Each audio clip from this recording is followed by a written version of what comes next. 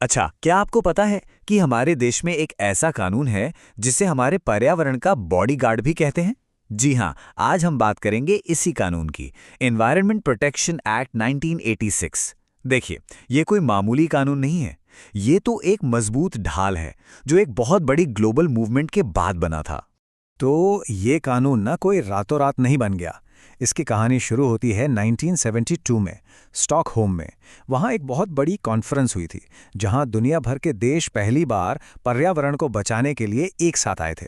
और बस उसी से प्रेरणा लेकर भारत ने 1986 में इस जबरदस्त कानून को बनाया, और उसी साल इसे पूरे देश में लागू भी कर दिया गया। तो चलिए, आज हम इस कानून के 4 जरूरी हिस्सों को समझते हैं। सबसे पहले देखेंगे कि इसे अम्ब्रेला एक्ट क्यों कहते हैं। फिर जानेंगे कि कानून की नज़र में एनवायरनमेंट का मतलब आखिर है क्या। इसके बाद हम सरकार को मिली शक्तियों पर नजर डालेंगे और आखिर में बात करेंगे कि अगर कोई ये कानून तोड़ता है तो उसे क्या कीमत चुकानी पड़ती है। तो चलिए शुरू करते हैं इसके सबसे फेमस नाम से, अम्ब्रेला एक्ट। आखिर एक कानून का नाम छाते पर क्यों, आइए समझते हैं। देखिए, इसका लॉजिक बड़ा सिंपल है। जैसे एक छाता हमें बारिश से बचाता है ना? वैसे ये एक्ट पर्यावरण से जुड़े जितने भी दूसरे कानून और अथॉरिटीज हैं, उन सबको अपने नीचे ले आता है एक साथ। ये एक तरह का सुपर कानून है जो सबको एक ही दिशा में काम करने के लिए एक फ्रेमवर्क देता है। और ये देखिए, ये है इस कानून का ऑफिशियल डॉक्यूमेंट। मकसद बिल्कुल साफ साफ लिखा है, पर्यावरण का संरक्षण और सुधार। और सबसे जरूरी बात पता है क्या है? ये कानून पूरे भारत पर लागू होता है, पूरे देश में। चलिए अब आगे बढ़ते हैं।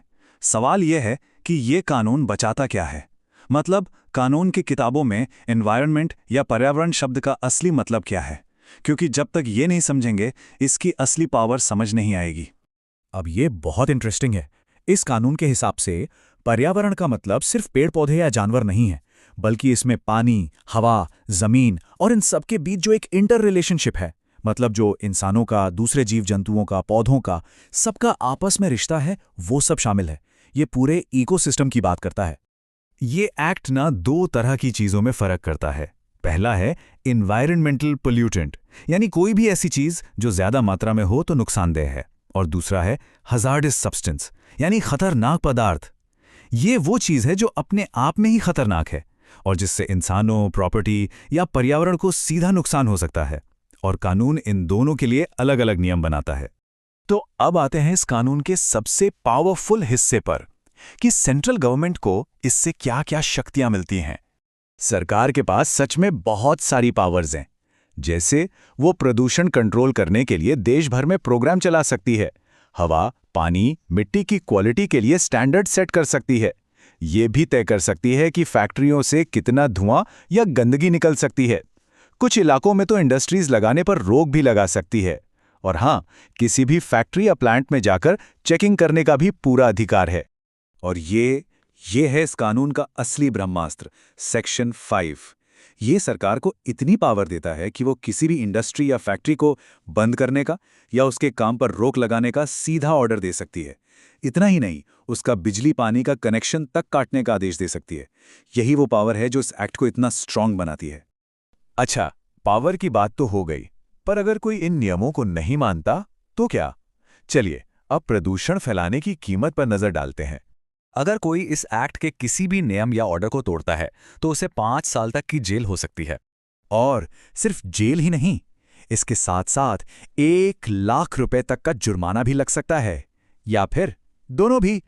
लेकिन बात यहीं खत्म नहीं होती। मान लीजिए सजा के बाद भी कोई उल्लंघन करना बंद नहीं करता, तो उस पर हर दिन के हिसाब से 5,000 रुपए तक का एक्स्ट्रा फाइन लग सकता है। और अगर ये गलती 1 साल से ज्यादा चलती रही तो जेल की सजा बढ़कर 7 साल तक भी हो सकती है। इस कानून की एक और बहुत खास बात है, ये जिम्मेदारी भी तय करता है। अगर किसी कंपनी से गलती हुई है तो उसके डायरेक्टर या मैनेजर जिम्मेदार होंगे, और अगर किसी सरकारी डिपार्टमेंट ने नियमों का उल्लंघन किया है तो उसके हेड ऑफ डिपार्टमेंट को जवाब देना होगा। मतलब कोई बच नहीं सकता।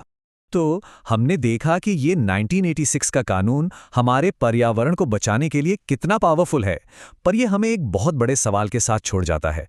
सवाल यह है कि जब इतने सालों से हमारे पास इतना मजबूत कानून मौजूद है, तो आज भी एक साफ सुथरे पर्यावरण के लक्ष्य को हासिल करने में हमारे सामने कौन सी बड़ी चुनौतियां हैं? सोचने वाली बात है ना?